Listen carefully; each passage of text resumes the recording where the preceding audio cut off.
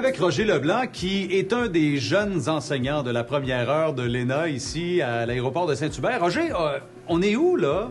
En ce moment, on est dans le laboratoire des souffleries du département pré-envol. Alors, ce laboratoire-là, on a refait depuis plusieurs années quand même. On a 2 assez grandes souffleries. Puis c'est le fun aussi, on a le cours aérodynamique en théorie. Alors, on expose la théorie. Et puis ici, on vient voir, bien, on va vérifier est-ce que la théorie, ça fonctionne, oui ou non. Oui. Et on voit tous qu'il y a la théorie et la pratique. Et c'est souvent deux choses dans la vie. En soufflerie, vous allez expérimenter puis vous allez visualiser de façon concrète qu'est-ce que c'est une aile dans le vent relatif, là. Parle-nous-en un peu, justement. La portance, c'est pas nécessairement ce qu'on pense. Effectivement, le phénomène de portance est quand même complexe.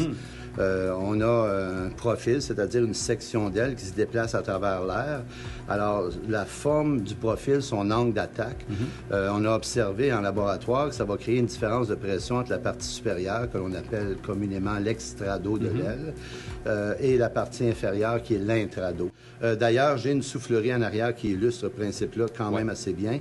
On a découvert récemment que, tu sais qu'en aérodynamique, lorsqu'on calcule la portance, on ne regarde que les ailes de l'aéronef. Mais sur un 747, la partie ventrale et le fuselage au complet, ainsi que le stabilisateur horizontal, sont tous des composantes qui vont... il va y avoir une déflexion d'air vers le bas. Et Newton est clair là-dessus. Hein? Pour toute action, il y a une action égale et opposée. Sur la glace, on se repousse et probablement que tu vas reculer plus vite que moi parce que peut-être je suis plus lourd, mais il y a une action égale et opposée. D'être passionné, est-ce que ça aide à enseigner? Personnellement, je crois que oui. Puis, en tout cas, je me donne le mandat et une de mes missions est d'essayer de transmettre un peu cette passion-là. Parce que lorsqu'on est passionné, les heures ne comptent plus. On veut aller plus loin, on est motivé, on a hâte, on veut découvrir.